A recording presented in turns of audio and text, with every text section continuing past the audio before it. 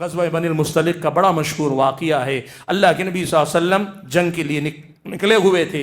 एक जगह पड़ाव डाला गया, दुश्मन के हमला करने का डर था, तो अल्लाह के नबी ने लश्कर को तो सोने का हुक्म दिया, लेकिन कुछ सहाबा की जिम्मेदारी लगा दी कि जाग कर निगरानी करते रहो।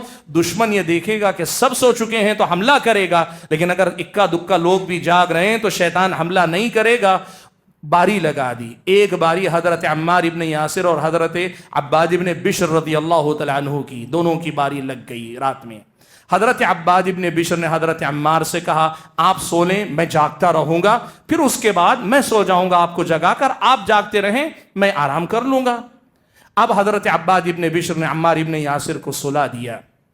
नमाज सोचे अब जागना ही है तो ऐसे ही बेकार जागने से अच्छा है नमाज भी पढ़ता रहूं, पहरा का पहरा भी हो जाएगा, अल्लाह की इबादत नमाज भी हो जाएगी। नमाज पढ़ने लगे और नमाज में खड़े हुए हैं। दुश्मन ने दूर से देखा कि सारा लश्कर सोया हुआ है, एक अकेला आदमी जाग रहा है, इस अकेले आदमी को गिरा लेंगे, ये अगर मारा जाएगा पूरे लश्कर पे हमला करने का मौका मिल जाएगा। उसने तीर चलाया, नमाज की हालत में हज़रत अब्बाद इब्न बिश्र को तीर लगा।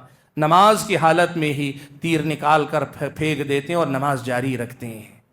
दूसरा तीर लगता है थोड़ी देर में, फिर वो तीर निकाल के फेंक देते हैं, नमाज जारी रखते हैं। जाहिर बात है तीर का जख्म लगने के बाद तीर निकाला है तो उससे खून बह रहा है।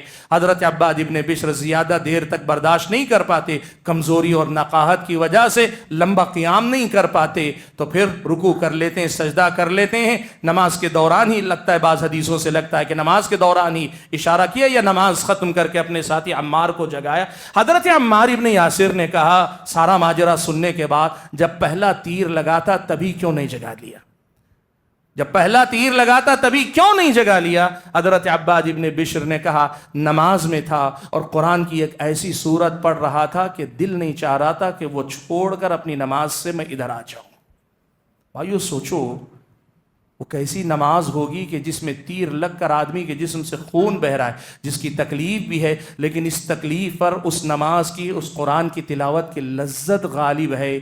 वो सुकून क्या होगा जो इस तकलीफ पे गालिब आता होगा, वो इत्मीनान क्या होगा जो इस तकलीफ पे गालिब आता होगा। हमें सोचना ये चाहिए, क्या हमारी ज़िंदगी में कभी हमें ऐसी कोई एक नमाज नसीब हुई? कभी ऐसा कोई एक रुकू हमें नसीब हुआ? कभी कोई हमें ऐसा एक सजदा नसीब हो सका? ये हमें सोचना चाहिए। और अगर नहीं हो सका, जिंदगी है, मौका है,